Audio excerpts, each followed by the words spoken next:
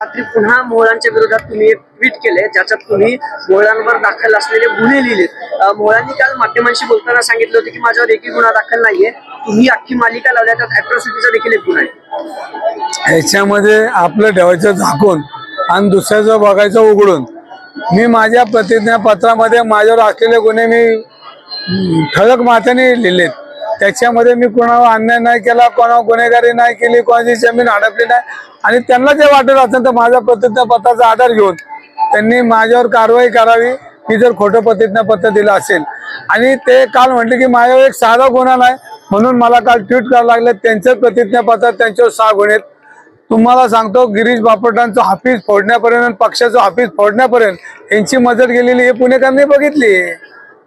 पण मग आता ही जी तुम्ही आरोपांची मालिका सुरू ठेवली आहे ती सुरूच राहील असे? आरोपाची मालिका नाही, मुरलीधर मोहोळांचा माझा बांधाला बांध नाही, मला त्यांचा काही त्रास नाही, परंतु जी विकृती आहे भाजपमध्ये, भारतीय जनता पक्ष चांगला आहे पण त्यांच्यामध्ये अड्डेवाले, गुत्तेवाले, दारूवाल्यांचं प्रबळ वाढायला लागलंय आणि चांगली लोक माझ्या बरोबर आहेत हे त्यांनी जाहीर केलं की आमच्या पक्षातली लोक त्यांना खाद्य पुरवतात। हे त्यांनाच तो संशय की चांगली लोक दंगेकर बरोबर आहे आणि तिकिटाचे जी लोक आता त्याला काय वाक्य बरंच काय त्याला वाक्य म्हणतात की मलिदा, तिकिटाचा मलिदा मिळण्यासाठी काय लोक माझ्या विरोधात बोलतात, मला प्रसार माध्यमातून माझी बदनामी करतात। तर मला माझं म्हणणं आहे की अजूनही त्यांनी माझी बदनामी करावी, कारण शेवटी जैन मंदिर महत्वाचं आहे, रवी दंगेकरांची बदनामी महत्वाची नाही। मी माझी बदनामी जी केली ती मी समाजामध्ये परत एकदा माझा कौल घ्यायला कधीतरी जाईल आणि मला पुणेकर कौल देतील। पण सगळ्यात मी पुण्यामध्ये जन्मलो ह्याचा मला आज अभिमान वाटायला लागला की हे छत्रपतींचं पुणे आहे, हे जिजामातेंचं पुणे आहे आणि ह्या पुण्यामध्ये आज पुणेकर मान का होईना वाकडी करून आज ह्या माझ्या आंदोलनाला किंवा ह्या जैन धर्माला पाठिंबा देतात। म्हणून मला पूर्णपणे पुणेकरांवर गर्व आहे की मी पुण्यात जन्मलो। मोहळांवर तुम्ही जे आरोप केले अॅट्रॉसिटीचा देखील गुन्हा आहे का? सगळेच गुन्हे आहेत। तुम्ही बघा, अॅट्रॉसिटी तर एक बिल्डरसाठी त्यांनी घाण ठेवली त्यांची निष्ठा आणि बिल्डरांसाठी एक स्वच्छतागृह त्यांनी पाडले कोथरूडमध्ये, हे काय लपून राहिले नाही, त्याचा गुन्हाही त्यांच्यावर आहे। आणखी काल मुरलीधर मोहोळ साहेबांना भेटायला गेले होते, नेमकं त्याबद्दल तुम्हाला काय वाटतं? देवेंद्र फडणवीस हे हुशार आहेत, चाणक्य आहेत, एक चांगलं प्रशासन चालवतात। मला विश्वास आहे की त्यांनी त्याला काय गुच्छ घेऊन आले नव्हते। देवेंद्र फडणवीस त्यांना हे विचारलं की ही केलेली चोरी ही तुझ्या मार्फतच झालेली आहे आणि तू याचा निर्णय घेऊन ताबडतोब ह्याला जर तू पुढं पाऊल नाही टाकलं तर भविष्यात तुला याची पक्षाची तुला अडचण उभी राहील।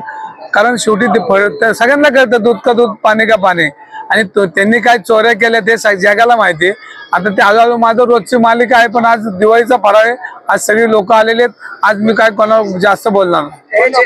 पण ज्यावेळेस पडळकर ज्यावेळेस वादग्रस्त विधान करत होते एका नेत्याबद्दल त्यावेळेस फडणवीस स्वतः त्यांची बाजू मांडताना दिसले, पण आज मोहोळ अडचणीत आलेत पण फडणवीस का नाही बोलत, त्याबद्दल तुम्हाला काय वाटतं? त्यांचं मौन, ते माझ्यावर प्रेम करतात, त्यांचं मौन हे माझ्यावर प्रेम करणार आणि माझे विषय त्यांना पडतात। आता मोहोळ, आता ह्या सगळ्यानंतर जैन बोर्डिंग हॉस्टेलचा व्यवहार रद्द व्हावा अशी इच्छा आहे तुमची, काय कराल तुम्ही? ह्याच्यामध्ये बोर्डिंग झालं पाहिजे, मंदिर झालं पाहिजे, ज्या दिवशी मंदिर होईल त्या दिवशी मी मोहोळांच्या दारामध्ये जाऊन जिलबी वाटेल आणि त्यांना पहिले खाऊ घालेल। म्हणजे व्यवहार रद्द झाला?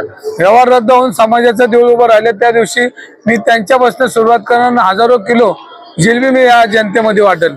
आणखी एक काल जैन मुलींनी प्रेस्टिजला खूप छापलंय, त्यामध्ये ते असं म्हणतात की ज्यांनी या व्यवहारामध्ये जे कोणी सहभागी असतील त्यांचा सर्व विनाश होईल असे ते देखील। हे जरी मुरली मोहोळांना कळलं ते बरं झालं, मीच बोलणार होतो, तुम्ही बोलला की जे तळतळून बोलत होते ते समाजाच्या हिताचे बोलत होते, युवकांच्या शिक्षणासाठी बोलत होते, विद्येच्या माहेर घरात बोलत होते। जर एक साधू तळतळतोय ही जर लोकांना कळतच नसेल, जैन धर्मांच्या साधूवर ही वेळ आली, पवित्र भूमी त्यांची महावीरांची, त्यांच्यावर ही वेळ आली, तर ही वेळ जर कोणामुळे आली, कुठल्या बिल्डरमुळे आली तर त्याचा बोध आपण घ्यायचा आणि त्यांनी सुधारणा करायची। नाहीतर त्यांनी तळतळ दिला की तुमचा नाश होईल हे शब्द त्यांनी वापरले।